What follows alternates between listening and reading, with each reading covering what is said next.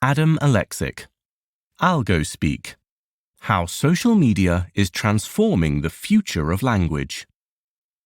Have you ever noticed that different online content platforms sound different? With YouTube, TikTok, Instagram Live, and beyond, it's almost as if different social media platforms have their own accents. YouTube creators speak with rapid-fire delivery and minimal pauses, since any silence is an opportunity for someone to click away. TikTok creators use exaggerated intonation and strategically stretch out words like and so to keep viewers watching just a few seconds longer. It's no coincidence. These are adaptations to each platform's algorithm, the specific way each platform measures, prioritizes, and rewards user engagement. In this blink, we'll look at how algorithms are quietly but powerfully reshaping the words and phrases we use and our very ways of speaking. From content moderation systems to recommendation engines, we'll see how social media technology is reshaping human expression in ways we're only just starting to grasp. When platform speak goes offline. In 2024, a museum placard sparked a viral controversy, a controversy that hints at the way digital algorithms are reshaping human language. The Seattle Museum of Pop Culture held an exhibition commemorating Kurt Cobain on the anniversary of his death. Beneath a moving photo of the iconic singer was a placard containing the jarring phrase, "Kurt Cobain unalived himself at 27. Backlash soon followed. Critics called the use of internet slang in such a solemn context deeply disrespectful and tone-deaf. But the controversy reveals something deeper than poor curatorial judgment. The term unalive didn't emerge organically from youth culture or creative expression. It was born of an algorithm. The term unalive emerged as an ironic synonym for kill or die. The phrase became widely adopted around 2019, following new censorship enforcement by the Chinese Communist Party. Since ByteDance, the creator of TikTok, is a Chinese company, they began enforcing keyword searches against violent words, prompting users to develop creative alternatives. The linguistic innovation of unalive spread rapidly across platforms and cultures, with Spanish-speaking youth adopting desvivir, a construction playing on vivir, meaning to live. A similar pattern is seggs, segs, as an alternative for sex, where users replace letters to avoid automated detection. Both examples illustrate how content moderation algorithms are actively reshaping language, forcing users to develop coded alternatives. These coded alternatives then enter mainstream usage. Young people now use these terms naturally, unaware of their origins, leading to awkward moments when platform-specific slang appears in formal settings like classrooms or museums. Algorithmic pressures are driving language change, even offline. Hiding from an algorithm. Euphemism is one way in which content creators can avoid the axe of moderation, but there are many others. People have been searching for creative ways of avoiding censorship from time immemorial.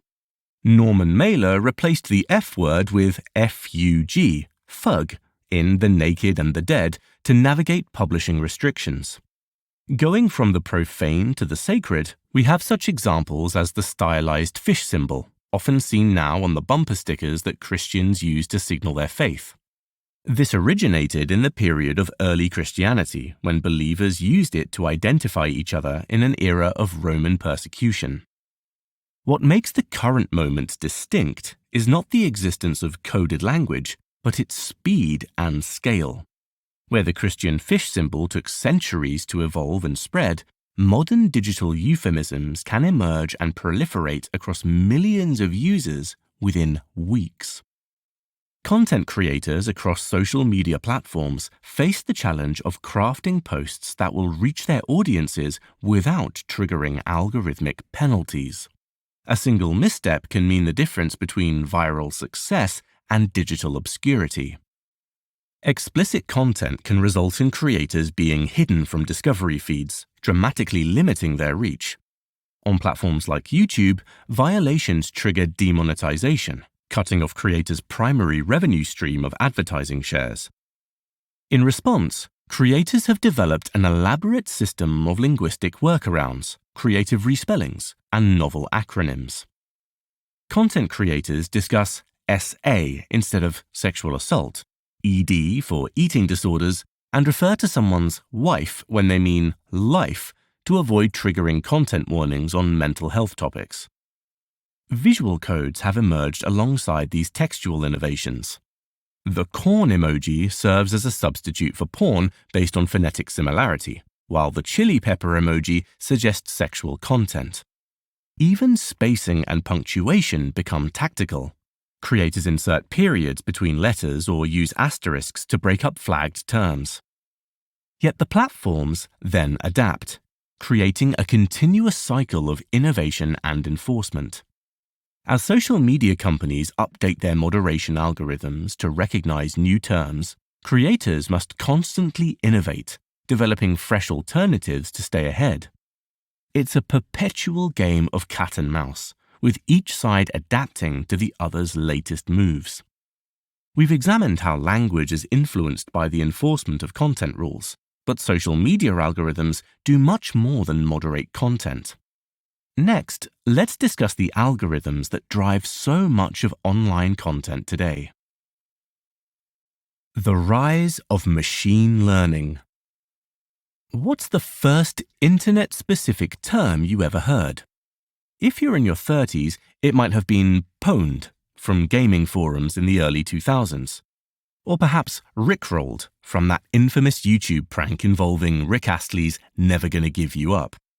If you're a bit older, you might remember first encountering LOL in early chat rooms or hearing someone described as a newbie on bulletin board systems. These terms didn't emerge from corporate marketing departments or viral campaigns. They grew organically from the communities that used them. Before roughly 2004, the internet was fundamentally decentralized, scattered across message boards, forums, and early websites. The next wave of the internet introduced massive centralization through platforms like Facebook, Twitter, and YouTube.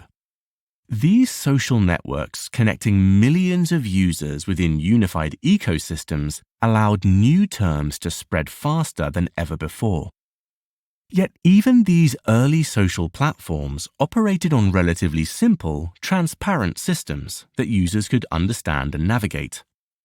Early Reddit exemplified this simplicity with its straightforward ranking system. Posts were ordered by the number of upvotes minus downvotes, adjusted for age of post. The author, an early Reddit user, became systematic about his content promotion strategy. He experimented with timing his posts and choosing content that would resonate with the platform's mechanics. Through careful observation and skill at working the algorithm, he managed to become one of the top 100 Redditors out of several 100 million users. But something changed around 2017. Reddit abandoned its simple ranking system in favor of machine learning-driven personalized content recommendations. Rather than global rankings that all users could see, each person now received individually tailored feeds. This shift reflected broader industry trends as platforms across the internet moved toward personalized algorithms designed to maximize user engagement and time spent on site. Each platform, YouTube, Instagram, X, now guards secret proprietary algorithms that determine what content users see, leaving content creators guessing at how to reach their audiences. But if there's one algorithm that leads the pack when it comes to user retention, it's that of TikTok. Let's talk about it next. What it means to go viral. Most people know memes as humorous images with bold text. From the early "I can has cheeseburger" cats to the so-called Wojaks, those simple black outlined drawings of bold men expressing various emotions. But did you know the term meme has its roots in evolutionary biology? The term was coined by biologist Richard Dawkins in his 1976 book, The Selfish Gene. Dawkins derived it from the Greek word mimema, meaning something imitated, and deliberately shortened it to echo gene. In doing so, he drew a fascinating parallel between how genetic information replicates through biological evolution and how cultural information spreads through human societies. In Dawkins' original conception, memes encompass any units of cultural transmission, ideas, behaviors, or vocabulary that jump from person to person through imitation. This biological metaphor reveals something about how language evolves. Words and concepts function like viral organisms, as if us humans are mere hosts among which they spread. When someone encounters a new word, it's like they've been exposed to a pathogen. The individual either rejects the word or they incorporate it into their vocabulary, becoming a host who transmits it to others. This viral model helps explain the seemingly random success or failure of new words and phrases. Some achieve widespread adoption, while others vanish without a trace, following patterns that mirror biological evolution. It's a bit of a challenging idea, to be sure, but if we think of words and ideas as akin to viruses, something must dictate which ones survive and thrive. So, what are the evolutionary pressures that shape linguistic evolution? Social cachet is one driver. People embrace new language because it feels cool or trendy, or signals membership in a particular group. Terms become generational markers and tools for social bonding, conferring status on early adopters. Young people might say someone is serving, meaning they look amazing, or describe something as low-key fire, subtly excellent, using these terms to signal their cultural awareness and group membership. However, this coolness factor proves ephemeral. What's hip today becomes outdated tomorrow, creating a constant cycle of linguistic turnover. Consider the term bae, a word for one's romantic partner or loved one, which exploded in 2013 to 14, but quickly became overused by advertisers. Attention-grabbing terms often achieve rapid initial spread, but burn out quickly. Two prominent Gen Alpha examples illustrate this pattern: gyat, referring to someone's behind, and skibbity, a versatile but deliberately nonsensical term. These words generated immediate notice through their novelty, but lacked staying power. Long-term survival requires what linguists call an endurance factor, a compelling reason for the term to stick around. For example, terms can become indispensable by describing previously unnamed phenomena, filling a semantic gap in the language. The expression side-eye, describing a suspicious or judgmental glance, is a good candidate, as it provides a precise term for a common but previously unlabeled behavior. Made for the machine. TikTok's algorithm represents a quantum leap in content recommendation. Users often report the uncanny experience of the app practically seeming to read their minds, anticipating their interests before users are even aware of them. The platform's success depends on its ability to track user behavior with remarkable precision, monitoring not just what users watch, but how long they do so, what they skip and when, and many other behavioral signals. Using advanced machine learning, or else some kind of black magic, TikTok's algorithm optimizes for maximum user engagement, keeping people scrolling for hours. This algorithmic sophistication creates powerful incentives for linguistic trends. When a new slang term emerges, Users who engage with it trigger the algorithm to suggest more content featuring the same term. This only incentivizes creators to jump on trendy terms. TikTok's audio reuse feature amplifies this effect, allowing sounds and phrases to spread across thousands of videos with minimal friction. The word Riz, short for charisma, exemplifies this phenomenon. Emerging in 2023, Riz spread rapidly through TikTok's recommendation engine.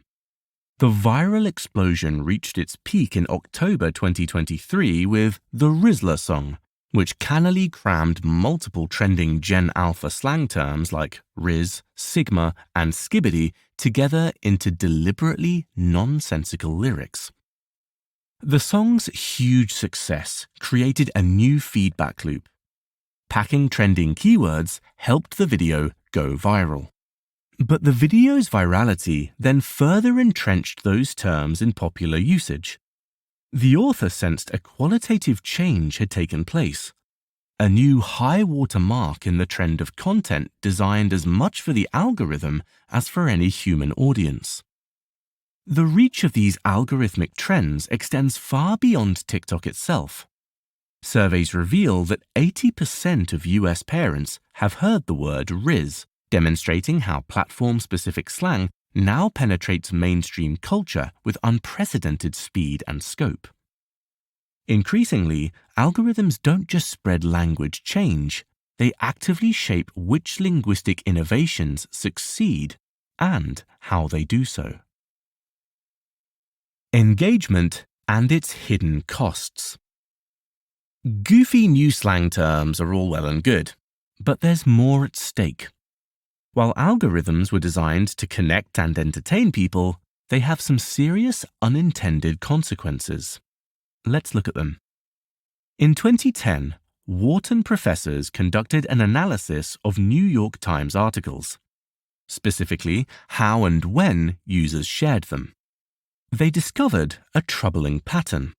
The more emotionally charged a piece of content was, the more likely it would be shared. Notably, it didn't matter whether the emotion was positive or negative. What mattered was its intensity. This finding has been replicated again and again across multiple formats and platforms. This emotional amplification is a fundamental bias that damages the quality of public discourse. News outlets and content creators, recognizing that extreme reactions drive engagement, craft messaging to provoke rather than inform. For example, terms like slammed or destroyed replace neutral verbs like criticized or responded to. Nuance gives way to sensationalism, and thoughtful voices are drowned out by those willing to take the most polarizing positions. Another troubling dynamic is the effects of these algorithms on the brain. Social media today is an extremely competitive environment where algorithms pit every creator against every other in a relentless struggle for attention. The result is an escalating arms race toward increasingly hyper-stimulating content, as creators must constantly outdo one another to break through the noise and capture fleeting user engagement. The constant barrage of extreme content is fragmenting our collective attention span, making it harder for all of us to focus on sustained tasks. People are reading less. Students are struggling to remain on task. Many believe we're witnessing a full-scale epidemic of social media addiction as platforms optimizing for maximum engagement succeed all too well. Finally, a growing concern is the threat to language diversity itself. Current projections suggest that nearly half of the world's approximately 7,000 languages will disappear within this century, with one language dying every other week. While the extinction of languages isn't itself new, digital platforms accelerate the process by supporting only a tiny fraction of human linguistic diversity. Google services support merely 240 languages, while YouTube accommodates just 80. These technological limitations force speakers of less common languages into a difficult choice. participate in global digital communication, or maintain their traditional linguistic practices. The fate of human linguistic diversity depends on whether communities can successfully balance the practical demands of digital participation with the preservation of their traditions, enhancing rather than diminishing the rich tapestry of human expression.